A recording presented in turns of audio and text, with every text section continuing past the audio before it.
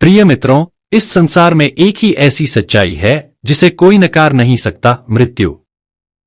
न कोई राजा इसे रोक सकता है, न कोई विद्वान, न कोई भक्त। और यही वह पल होता है जब जीवन की सारी दौलत, अहंकार, रिश्ते और मोह सब छूट जाते हैं। परंतु क्या मृत्यु ही अंत है? क्या मृत्यु के बाद आत्मा अकेली होती है? और जो राम का नाम लेता है, क्या वह वास्तव में मृत्यु को पार कर जाता है? मित्रों, इन्हीं रहस्यों को लेकर हमारी आज की यह ज्ञानवर्धक कथा आरंभ होती है। मेरी आप सभी से हाथ जोड़कर विनती है, इस कथा को ध्यानपूर्वक और मन लगाकर अंत तक जरूर सुनना, ताकि आप सभी को इस वीडियो के माध्यम से एक महत्वपूर्ण ज्ञान की प्राप्ति हो सके। प्रिय मित्रों, चलिए देर ना करते हुए इस ज्ञानवर्धक और शिक्षाप्रद कथा की शुरुआत करते हैं। बहुत समय पहले की बात है। उत्तर भारत में सूर्यगढ़ नाम का एक समृद्ध राज्य था। उस राज्य में राजा चंद्रसेन राज किया करते थे। वे न्यायप्रिय, बलशाली और धर्मपरायण राजा थे। परंतु उनकी माता, राजमाता कौशल्या देवी, उनसे भी अधिक भक्त थीं। उनका जीवन एक ही उद्देश्य के लिए समर्पित था, राम नाम की भक्ति। प्रिय मित्रों, राजमाता प्रतिदिन प्रभु राम का स्मरण करतीं, रामायण पाठ करतीं और प्रतिदिन निर्धनों को अन्न वस्त्र दान देतीं। महल के भीतर एक मंदिर था जहां वे घंटों ध्यान करतीं।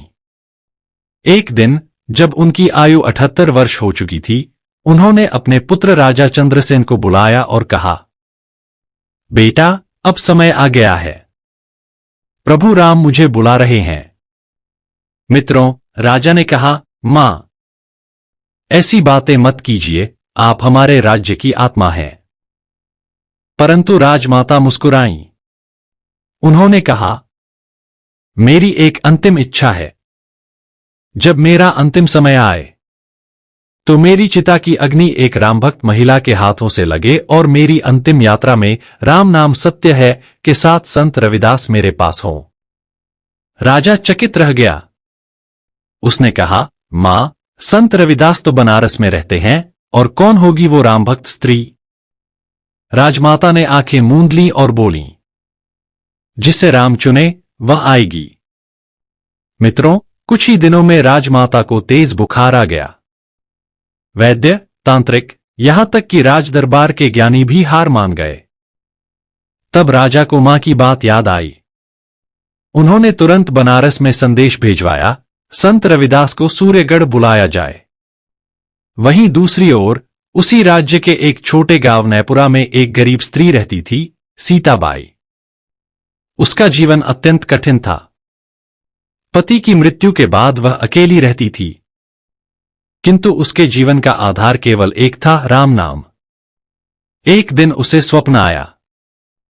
प्रभु राम ने कहा, सीता, उठो, राजमाता तुम्हारी प्रतीक्षा कर रही हैं।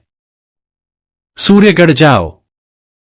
सीताबाई सुबह उठी और नंगे पांव, बिना कुछ खाए, सूर्यगढ़ के लिए निकल पड़ी। सूर्यगढ़ में सब कुछ भारी चुप्पी में डूबा हुआ था।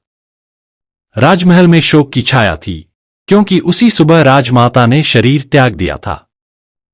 राजा दुखी था, पर एक आशा थी कि संत रविदास आएंगे। और उसी दोपहर संत रविदास एक दिव्य प्रकाश में महल के द्वार पर पहुंचे। राजा ने नतमस्तक होकर कहा, गुरुवर, मेरी माता आपकी प्रतीक्षा में थीं। कृपा करके उनका अंतिम संस्कार विधिवत करवाइए और मृत्यु से जुड़े रहस्यों का मार्गदर्शन दीजिए। प्रिय मित्रों, संत रविदास बोले, राजा, मृत्यु एक द्वार है। इसे जिसने समझ लिया, वही जीवित रहते मोक्ष को पा जाता है।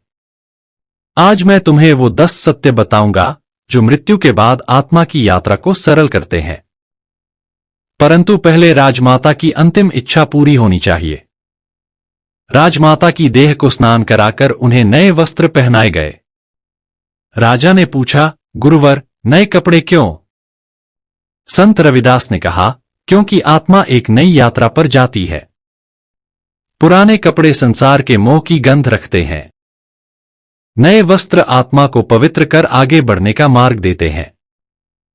मित्रों, सीताबाई भी उसी समय महल पहुंची। उसे देख राजा ने आश्चर्य से पूछा, तुम कौन?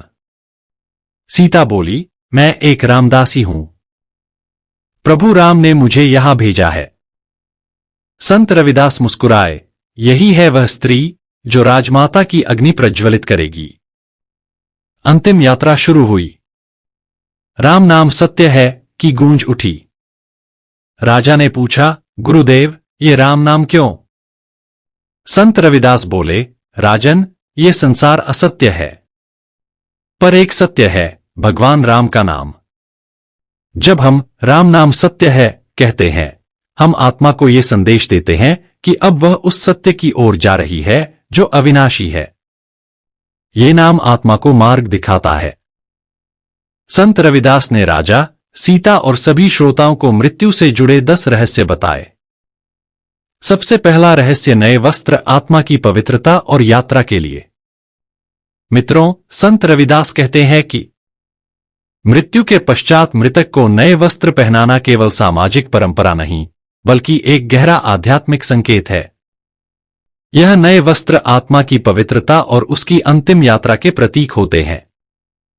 जैसे आत्मा पुराने शरीर को छोड़ती है और नई यात्रा के लिए तैयार होती है, वैसे ही नए वस्त्र उसे एक शुद्ध रूप में विदा देने का प्रतीक होते हैं। यह संदेश देते हैं कि आत्मा अब सांसारिक बंधनों से मुक्त होकर परम यात्रा पर निकल रही है। वस्त्रों की नवीनता आत्मा की शुद्धता, नवीन आरंभ और ईश्वर के समीप जाने की तैयारी को दर्शाती है। मित्रों, दूसरा रहस्य गंगाजल आत्मा को शुद्ध कर मोक्ष के मार्ग पर अग्रसर करता है। गंगाजल को हिंदू धर्म में अत्यंत पवित्र माना गया है और मृत्यु के समय इसका प्रयोग आत्मा की शुद्धि के लिए किया जाता है। यह विश्वास है कि गंगा माता स्वयं ईश्वर का स्वरूप है और उनका जल पापों का नाश करता है। मृतक के मुख में गंगाजल डालना या उसके शरीर पर छिड़कना आत्मा को सांसारिक मलिनताओं से मुक्त करने का कार्य करता है।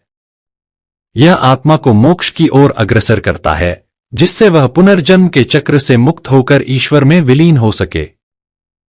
गंगाजल आत्मा की अंतिम शांति का प्रतीक है। प्रिय मित्रों, संत रविदास ने आगे कहा, तीसरा रहस्य शव के पास अगरबत्ती दुर्गंध से बचाव नहीं, बल्कि आत्मा को शांति।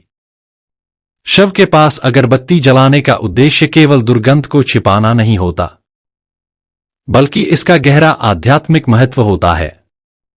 अगरबत्ती की सुगंध वातावरण को पवित्र बनाती है और आत्मा को मानसिक शांति प्रदान करती है। यह दिव्य सुगंध आत्मा को उसके अगले मार्ग की ओर शांतिपूर्वक अग्रसर होने में सहायक मानी जाती है। हिंदू शास्त्रों में कहा गया है कि सुगंधित वातावरण आत्मिक ऊर्जा को संतुलित करता है और नकारात्मक शक्तियों को दूर रखता है।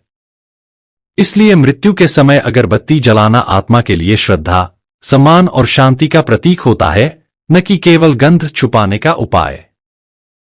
मित्रों, चौथा रहस्य शव को अकेला ना छोड़ना, बुरी आत्माओं और तांत्रिकों से सुरक्षा। संत रविदास ने आगे कहा, शव को अकेला ना छोड़ने की परंपरा केवल भावनात्मक कारणों से नहीं, बल्कि गहरे आध्यात्मिक और सुरक्षात्मक कारणों से जुड़ी होती है। यह माना जाता है कि मृत्यु के तुरंत बाद आत्मा कुछ समय तक आसपास भटकती है और उस अवस्था में वह अत्यंत संवेदनशील होती है। बुरी आत्माएं या तांत्रिक शक्ति उस निर्बल अवस्था का दुरुपयोग कर सकती है। इसलिए शव के पास परिजनों का रहना, दीपक जलाना और मंत्रों का जाप आत्मा की रक्षा करता है। यह सतत उपस्थिति नकारात्मक शक्तियों से सुरक्षा प्रदान करती है और आत्मा को शांतिपूर्वक आगे बढ़ने में सहायक होती है। मित्रों, पांचवा रहस्य शमशान में स्त्रियों का निषेध, नकारात्मक शक्तियों से रक्षा। शमशान में स्त्रियों के प्रवेश पर प्रतिबंध केवल सामाजिक या धार्मिक रीतियों के कारण नहीं है, बल्कि इसके पीछे गहरा आध्यात्मिक रहस्य छिपा है। ऐसा माना जाता है कि मृत्यु के स्थान पर अनेक अदृश्य शक्तियां सक्रिय होती हैं, जिनमें कई नकारात्मक या भटकती आत्माएं होती हैं। स्त्रियां विशेष रूप से संवेदनशील और ऊर्जा ग्रहण करने वाली होती हैं, जिससे वे इन शक्तियों की चपेट में आसानी से आ सकती हैं। इसी कारण शास्त्रों में स्त्रियों को शमशान से दूर रहने की सलाह दी गई है, ताकि वे मानसिक, भावनात्मक और आत्मिक रूप से सुरक्षित रह सकें। मित्रों, छठा रहस्य राम नाम का जाप, आत्मा के लिए दिशा और ब्रह्मा सत्य का स्मरण। मृत्यु के समय राम नाम सत्य है का जाप केवल परंपरा नहीं, बल्कि आत्मा के लिए एक दिव्य संकेत है। यह जाप आत्मा को सही दिशा दिखाता है, जिससे वह मोह और भ्रम से मुक्त होकर ईश्वर की ओर अग्रसर हो सके। राम नाम स्वयं ब्रह्मा का प्रतीक है, वह जो सत्य, चैतन्य और आनंद स्वरूप है। जब मृतक की यात्रा आरंभ होती है, तब यह नाम उसे मार्गदर्शन देता है और जीवित लोगों को भी ब्रह्मा सत्य की याद दिलाता है कि यह संसार माया है और केवल ईश्वर ही शाश्वत सत्य है। यही है अंतिम स्मरण। प्रिय मित्रों, 7वां रहस्य, मखाने और सिक्के आत्मा की यमलोक यात्रा के लिए प्रतीकात्मक भोजन और साधन। मखाने और सिक्कों का शव के साथ रखना केवल एक रीति नहीं, बल्कि आत्मा की यमलोक यात्रा से जुड़ा प्रतीकात्मक कार्य है। मखाने आत्मा के लिए प्रतीकात्मक भोजन माने जाते हैं, जिससे उसे यात्रा में शक्ति और संतुलन मिले। वहीं सिक्के यमलोक की पारंपरिक मान्यताओं के अनुसार यात्रा के साधन या शुल्क के रूप में रखे जाते हैं, जैसे प्राचीन काल में नदी पार करने के लिए नाविक को दी जाती थी दक्षिणा। यह श्रद्धा भाव से किया गया कर्म आत्मा के समान, उसकी निर्बाध यात्रा और लोक परंपराओं की गूढ़ समझ का संकेत है। मित्रों, 8वां रहस्य, मृतक के वस्त्र ना पहनना मानसिक रूप से आत्मा का भार और स्मृति विकार। मृतक के वस्त्रों को न पहनने की परंपरा केवल सामाजिक निषेध नहीं, बल्कि गहरे मानसिक और आध्यात्मिक कारणों से जुड़ी है। यह माना जाता है कि मृतक के वस्त्रों में उसकी ऊर्जा, भावनाएं और अंतिम क्षणों की स्मृतियां संचित रहती हैं। जब कोई व्यक्ति वह वस्त्र पहनता है, तो वह अनजाने में उस ऊर्जा से प्रभावित हो सकता है, जिससे मानसिक असंतुलन, दुःस्वप्न या स्मृति से जुड़ी समस्याएं उत्पन्न हो सकती हैं। यह आत्मा के भार को अपने ऊपर लेने जैसा होता है। इसलिए शास्त्रों में मृतक के वस्त्रों को दान या अग्नि को समर्पित करने की सलाह दी गई है। मित्रों, 9वां रहस्य, सत्य की गूंज परिवार को यह समझाने कि अब केवल कर्म शेष हैं। राम नाम सत्य है कि गूंज केवल मृतक की आत्मा को मार्गदर्शन देने के लिए नहीं होती, बल्कि जीवित परिवारजनों को एक गहरा संदेश देने के लिए भी होती है। यह गूंज उन्हें यह स्मरण कराती है कि जीवन क्षणभंगुर है और अंततः सब कुछ यहीं रह जाता है, जो शेष रहता है वह केवल कर्म है। यह वाक्य उन्हें मोह, ममता और शोक से ऊपर उठकर यह समझाने का प्रयास करता है कि अब मृतक का शरीर नहीं, उसकी स्मृतियां और उसके कर्म ही जीवित रहेंगे। इसलिए अब परिवार को भी अपने कर्मों को ही धर्म मानकर आगे बढ़ना चाहिए। मित्रों, 10वां रहस्य, स्वर्ग जाने का अधिकार, न वंश न पद, केवल अच्छे कर्म और प्रभु स्मरण। स्वर्ग प्राप्ति का अधिकार किसी के वंश, जाति या पद से नहीं निर्धारित होता, बल्कि केवल उसके जीवन में किए गए अच्छे कर्मों और प्रभु स्मरण से मिलता है। यह शाश्वत सत्य है कि ईश्वर के दरबार में किसी का बाहरी वैभव नहीं, बल्कि आंतरिक पवित्रता और सेवा भाव ही मूल्य रखते हैं। जिसने सत्य, अहिंसा, करुणा और भक्ति का पालन किया, वही आत्मा मृत्यु के बाद दिव्य लोकों में स्थान पाती है। स्वर्ग कोई खरीदी जाने वाली वस्तु नहीं, यह तो आत्मा की उस यात्रा का पुरस्कार है जो उसने सच्चे कर्मों और प्रभु भक्ति के साथ तय की हो।